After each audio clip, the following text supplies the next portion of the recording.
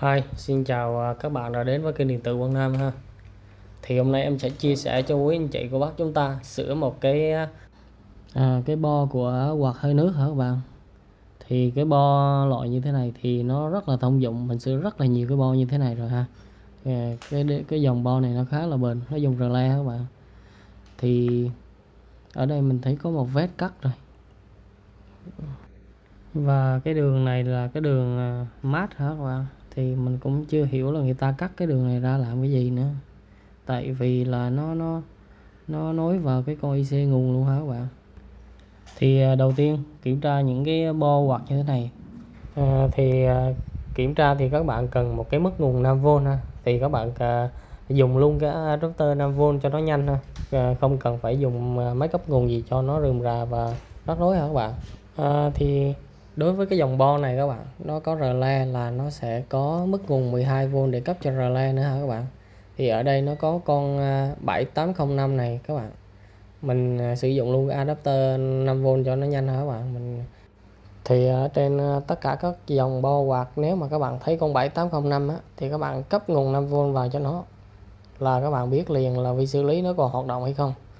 Chân số 2 để quay âm và chân số 3 5V nữa. Đấy, nó còn tích như vậy là vi xử lý vẫn còn tốt hả các bạn. Ôi, nhưng mà nó bị chập gì rồi các bạn ơi, nó kéo cái nguồn 5V mình xuống không luôn đó các bạn. Mình kích vào cái là nó kéo xuống không luôn đó. Mất nguồn liền hả các bạn. Như vậy là đang bị chập ở đâu rồi, để mình kiểm tra tiếp hả các bạn. Đây các bạn, mình sẽ sử dụng cái đồng hồ kim để cho các bạn dễ thấy ha. Các bạn nhìn trên đồng hồ kim ha các bạn. Đấy các bạn, 5V này các bạn. Đấy các bạn, thì 5V hả các bạn. Thì bây giờ mình kích vào con 7805 ha. Đấy, nó lên màn hình rồi nó tắt liền hả các bạn. Và nó kéo cái mức nguồn tụt xuống luôn hả các bạn. 5V này mình kích vào này, kích vào rồi mất nguồn luôn hả các bạn. Nhả ra thì có nguồn, kích vào mất nguồn ha. Như vậy là nó chập ở đâu rồi hả các bạn. Ở đây thì ở đây cái đường 5V nó cấp vào cái còi chip và nó cấp vào màn hình, rồi còn lại nó không cấp đi đâu nữa hết rồi các bạn. Bây giờ mình rút màn hình ra mà nó vẫn còn chập thì mình sẽ tìm ở dưới này hả các bạn. Đây vẫn chập hả các bạn, vẫn chập thì như vậy thì tiếp tục mình sẽ gỡ con 7805 ra, mình kiểm tra thử con 7805 nó có chập hay không. Rồi đây hả các bạn, thì các bạn kiểm tra bằng cách là để chân đỏ vào, để quay đỏ và chân ở giữa là chân mát ha, và quay đen vào chân dương, và chân đầu vào và chân đầu ra, chân số 1 và chân số 3 luôn. Nếu nó không lên kim là nó ok hả các bạn. Thì con 7805 này nó ok hả các bạn, nó không chập hả các bạn. Rồi mình sẽ kiểm tra trên bo nó còn chập hay không mà. Thì khi mà mình gỡ con 7805 ra rồi thì nó hết chập, nhưng mà khi mình gắn con 7805 vào thì nó lại lên ôm gần mát luôn hả các bạn, phần gần về không luôn hả các bạn. Để mình gắn vô thử cho các bạn xem ha.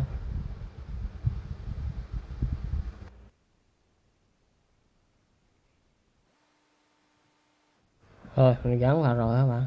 Thì quay đỏ mình cũng để vào mát và quay đen mình để vào chân 5V đó các bạn. Đó, nó lên ôm rất là cao hả các bạn, nó lên gần về không luôn hả các bạn. Nhưng mà khi tháo ra rồi thì nó không chập. Thì các bạn biết nguyên nhân vì sao không? Là vì nó đã bị chập ở đầu vào rồi các bạn. Nó bị chập vào cái đường 12V cấp vào cho con 7805 các bạn. Thì nó bị chập cái nguồn 12V rồi hả các bạn. Thì có ở đây người ta rạch cái đường này ra nó cũng không có ý nghĩa gì hết nha các bạn. Người ta rạch ra để xem, để nó tránh cái tải đầu ra, để người ta thử nó có chập tải đầu ra không các bạn. Nhưng mà ở đây thì rạch chỗ này thì không có ý nghĩa ha, tại vì chân mát nó dính ở cái biến áp rồi. Rồi mình sẽ cấp nguồn và đo thử cho các bạn xem là nó có 12V ra hay không nha các bạn. Thì mình chắc chắn là nó không có rồi các bạn. Rồi tụ lọc nguồn chính có 300V nữa hả các bạn. mình đã gấp nguồn vào rồi ha. Rồi 313V ha. Và mình sẽ đo chân 12, chân xuất ra 12V cấp cho con 7805. Đấy, không có V nào hết các bạn.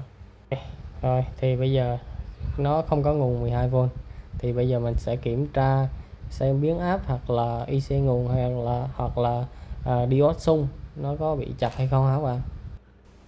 Rồi mình để thang X1, mình đo thông mạch hả các bạn.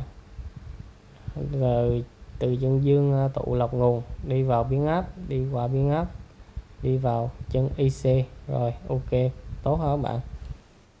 Rồi tiếp theo vị trí này kiểm tra diode xung. Rồi kim nó lên hai chiều như vậy là con diode này bị chập rồi hả các bạn, bị chết rồi hả các bạn. Thì đây là nguyên nhân dẫn đến mất nguồn 12V và chập lên cái đường 12V đó. Khi mà nó chập cái đường 12V đó thì các bạn gắn con 7805 vào thì các bạn đo cái chân 5V nó cũng sẽ lên kim hả các bạn. Bây giờ mình sẽ tiến hành thay con diode xung này. Phải là diode xung các bạn thay vào mới được hả các bạn. Rồi mình tháo con diode ra rồi hả các bạn. Đấy, nó chập rồi hả các bạn. Đấy, hai chiều mà nó lên là nó chập hết hả các bạn. Đây, thì đây là con diode xung mới của mình ha. Mình đo cho các bạn xem ha. Đấy, một chiều nó lên và một chiều nó không lên, như vậy là diode tốt đó các bạn. Thì bây giờ mình sẽ tiến hành thay vào ha.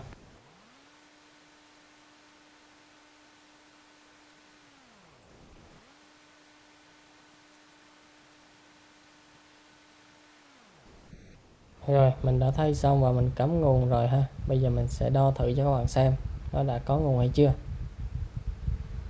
Đây các bạn, đây có 12V rồi ha. Có 12V rồi. Và mình cũng gắn con 7805 cũ rồi vào lại rồi ha. Đó, đã có 5V luôn. Ok ha.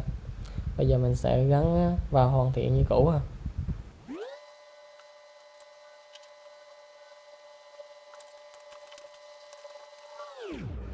Rồi xong rồi hả các bạn. Rồi ok, có nguồn rồi hả các bạn. Bây giờ mình sẽ test luôn. Bật tắt nè các bạn. Các bạn nghe tiếng rờ le nó nhảy không. Đấy, bơm nước các chức năng đây. Đấy, hàng giờ 10 phút, 20 phút, 30 phút. Còn này là cái gì ta. Này là mức độ cấp gió số 1, số 2, số 3. Bật tắt hả các bạn. Như vậy là nó hoạt động ok rồi các bạn. Bây giờ mình sẽ trả cho khách thôi.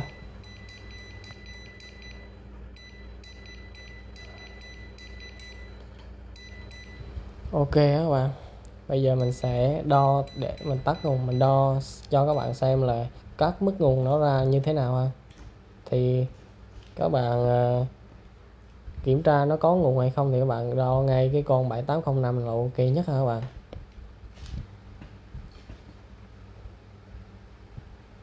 Các bạn để thang DC và đo cái lưng là chân mát đó các bạn.